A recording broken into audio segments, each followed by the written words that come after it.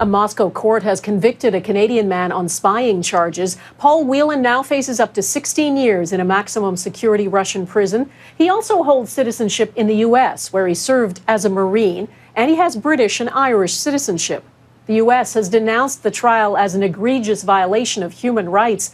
And as Crystal Goomansingh reports, Whelan and his family fear he's become a political pawn.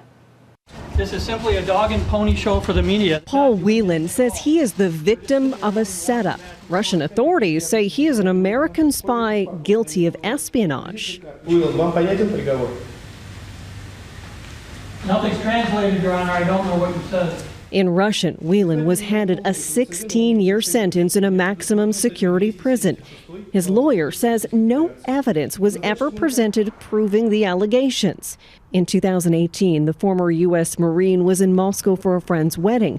He was arrested. Russian authorities say a flash drive found in his jacket contained classified information. I've described these proceedings as a mockery of justice, and today just confirmed it. An American citizen has been sentenced to a term of 16 years for a crime for which we have not seen evidence. Whelan was born in Ottawa but had been living in the U.S. He has family in both countries. It's a shame that the Canadian government has been so silent for 18 months about Paul's case. He's had health issues and recently underwent an emergency operation to repair a hernia. The 50-year-old addressed his health in a handwritten message he held up from the prisoner's box. Meatball surgery can be slang for shoddy medical work. The note also called for political help and ended with an odd birthday greeting to Flora. His family says it is a good sign that he's able to think about his golden retriever.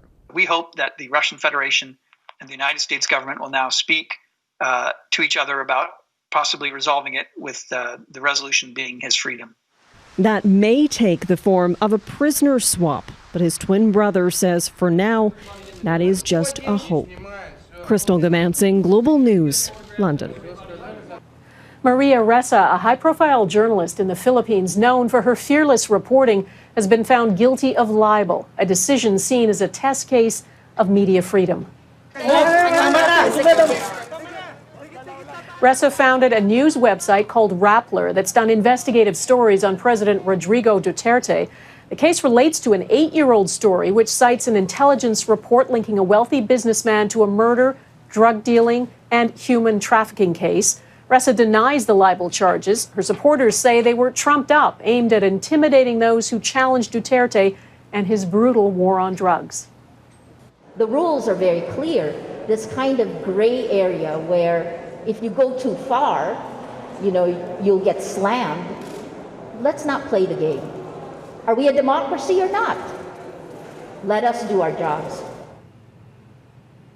Ressa was one of the journalists dubbed the Guardians by Time magazine in 2018. She faces up to 6 years in jail.